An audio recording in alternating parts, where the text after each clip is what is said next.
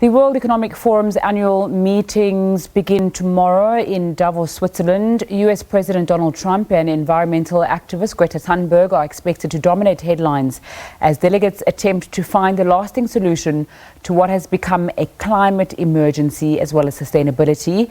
The World Economic Forum draws over 3,000 people to the picturesque skiing village in the Swiss mountains. Trump is expected to deliver what organizers describe as a special address tomorrow. His speech will likely offer his brand of populism to attendees who represent governments, companies, central banks and transnational organizations. Meanwhile, Thunberg, who's Time magazine's Person of the Year, will open a debate on how to avert a climate apocalypse. The environmentalist is just one of a number of teenage change makers who will be given a platform at the summit. Let's get more on Davos now. We cross to our reporter, Liabo Setho, who's in Davos Cluster, Switzerland. Very good afternoon to you, Liabo. The World Economic Forum celebrating its 50th anniversary of the meetings. It hasn't started yet, but what can we expect?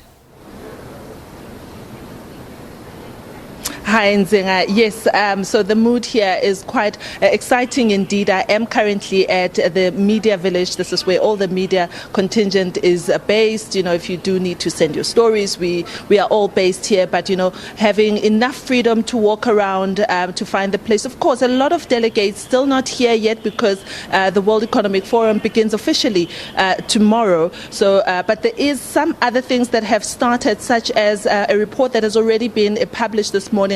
The social mobility report, which had interesting findings, I must say, Nzinga, to make. That I'll let you know what it says. It talked about that increasing social mobility, which is the key driver to income inequality, if we do increase it by 10%, Nzinga, this would benefit social cohesion and also boost the world's economy by nearly 5%. This is by 2030.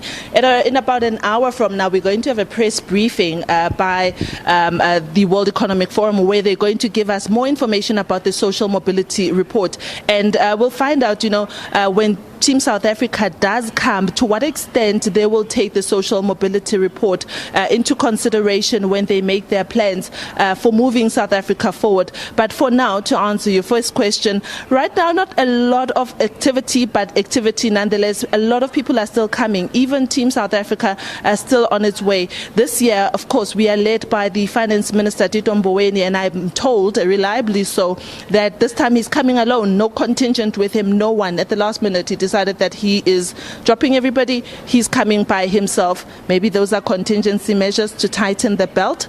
We don't know. But Team South Africa, comprising of other ministers such as Minister Naledi Pandor, will be coming. And of course, business leaders are also on their way here. And of course, having to do a hard sell for South Africa.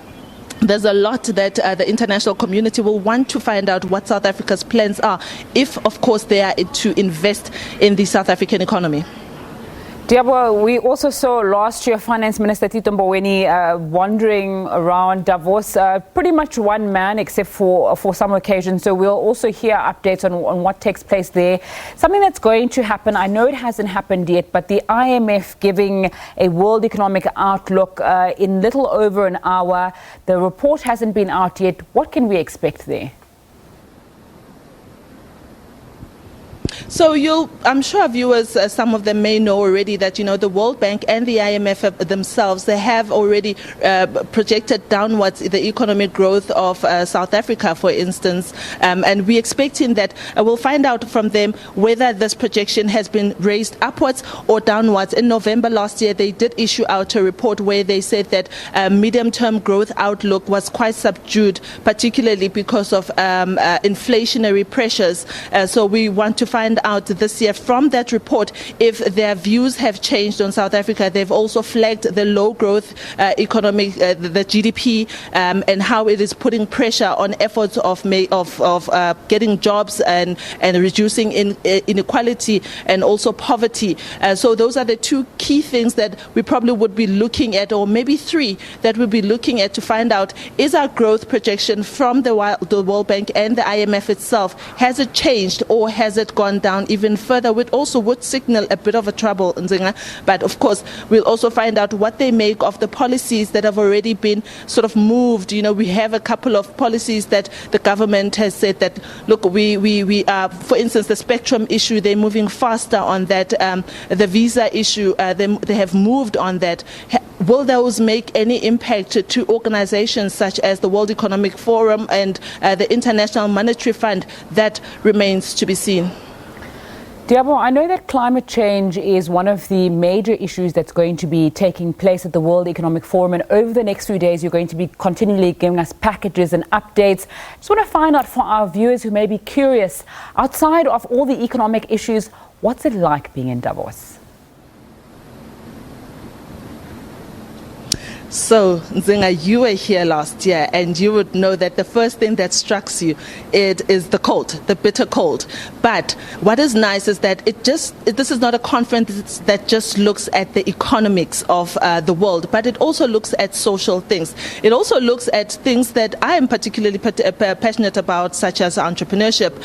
Like you said, it will be looking at the issue of climate change. I'm particularly keen to find out where South Africa stands with the issue of climate change. It's not something that we are particularly speaking a lot about, but we are signatories to the COP21 climate change agreement that was done in Paris. So it will be very interesting to find out, where South Africa stands with that. There's going to be interesting dinners, such as having dinner in the dark. It is called a sensory dinner, where we are going to have dinner in the dark.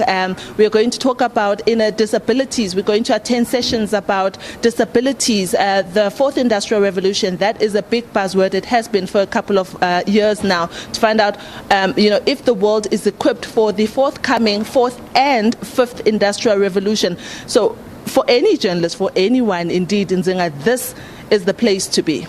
We look forward to your reports and updates. My colleague Liabo Setho, live from Davos Cloisters in Switzerland. She's attending the World Economic Forum and will be keeping us constantly updated on the meetings and more that take place.